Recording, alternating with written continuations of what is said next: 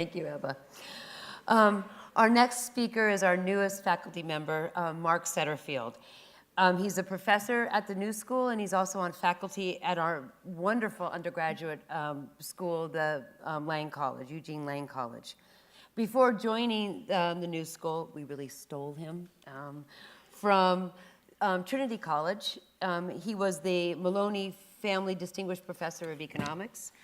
He held a visiting position at the University of Massachusetts, Downing College, Dalhousie University, the University of Paris, and the University of São Paulo. He is an associate member of the Cambridge Center for Economic and Public Policy at Cambridge University in England, and a senior research associate at the International Economic Policy Institute at Laurentine University. He's a member of the Economic Center at the University of Paris. His research focuses on macroeconomics, growth and distribution, and post-Keynesian economics. Please welcome Professor Mark Setterfield. Thank you. Okay, I've got pretty pictures as well. So, okay, I'm going to be a little bit cheeky, and I'm going to shift the discussion into, let's call it the mid-Atlantic here.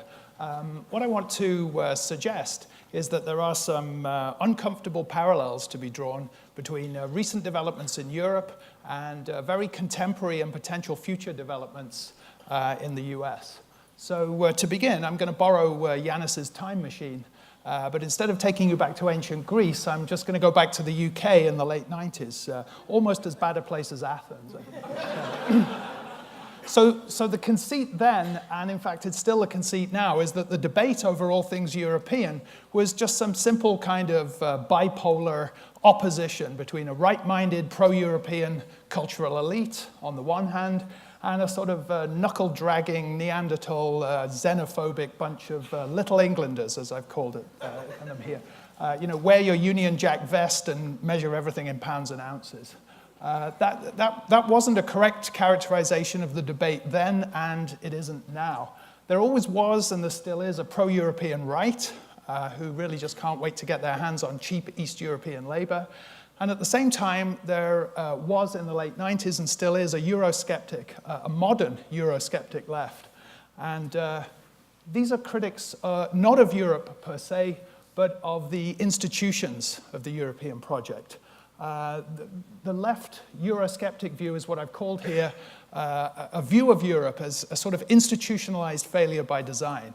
A central bank in the form of the European Central Bank, of course, that has institutionalized monetarism, and then a series of monetary and fiscal arrangements that, together institutionalize austerity. So the prediction in the late 90s from this group was that the minute that the private sector failed to spontaneously generate a buoyant economy, as is its wont, that the wheels would come off.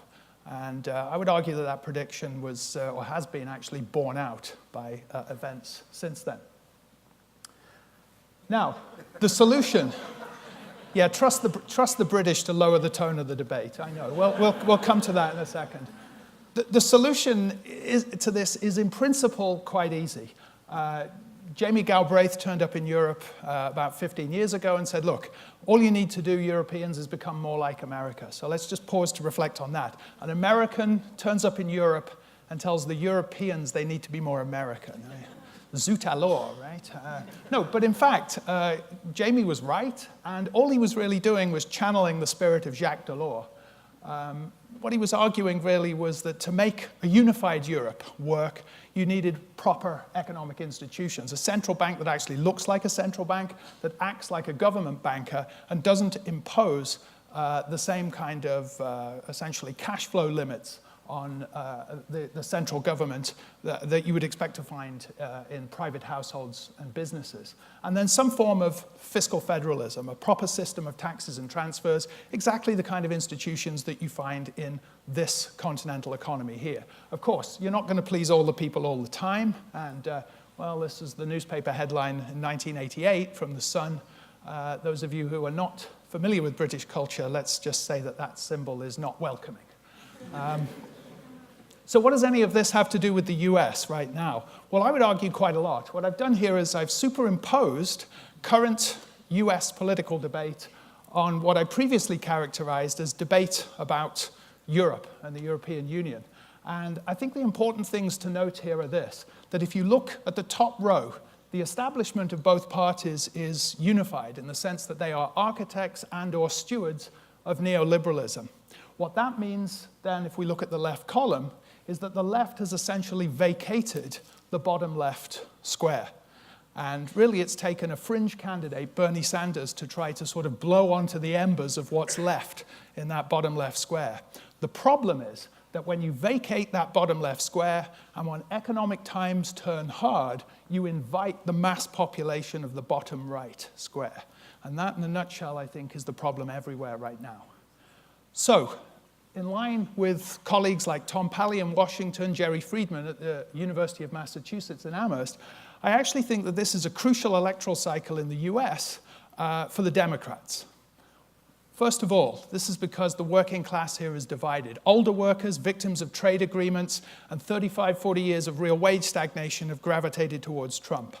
Younger workers, however, meanwhile, who are struggling with excessive student loan debt in the housing market and the lack of anything in the job market that resembles a career, have gravitated towards Sanders. And what I would suggest is that really the Democrats need to reunite the two. And what I mean by that is not that the Democrats need to do that for their own political purposes. It's not clear to me that they do, but rather they need to do it for the good of the country. Here's why. So I think the Democrats then have a choice. They can turn towards their social democratic New Deal roots on the one hand, or they can basically keep putting lipstick on the pig, right? They can go for another 4 years of Age of Diminished Expectations. That's the title of a book by Paul Krugman, apologism for what's been going on for the best part of 30 years. My fear is that politically, the Democrats are going to be tempted to pursue the second strategy. Why so? Well, the Republicans have already vacated the center. You've got Bill Clinton on board, the arch political pragmatist. Put 2 and 2 together and you get 4. The Democrats, after the convention, tack towards the right. And, well, I would argue that the country actually can't afford that. Specifically, it effectively can't afford a 5th Bill Clinton administration at this juncture. First of all, Sanders, Trump, whatever you think of them as individuals, much less as prospective heads of state, have uncovered, I think, a visceral discontent with the state of the economy that, in my opinion, is actually quite fully justified.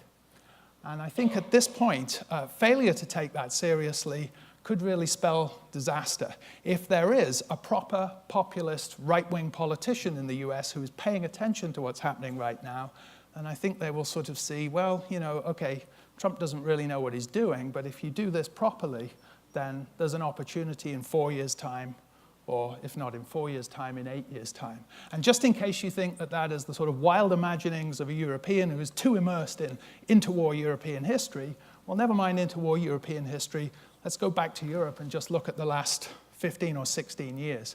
The rise of the Le Penists in France, and of course the emergence and electoral success in the last cycle of the so-called UK Independence Party. So at the end of the day, then, the take-home is what? What I would suggest then is 2 things. First of all, as I've tried to suggest, I think there are some frankly uncomfortable parallels between developments in the European Union over the last 15 or so years and contemporary developments and possibly future expected developments in the US. And that comparison really comes from a common source.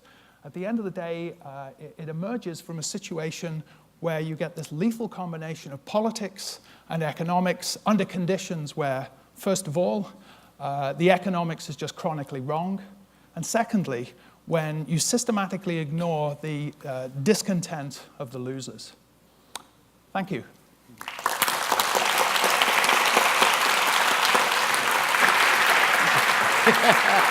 Thanks again.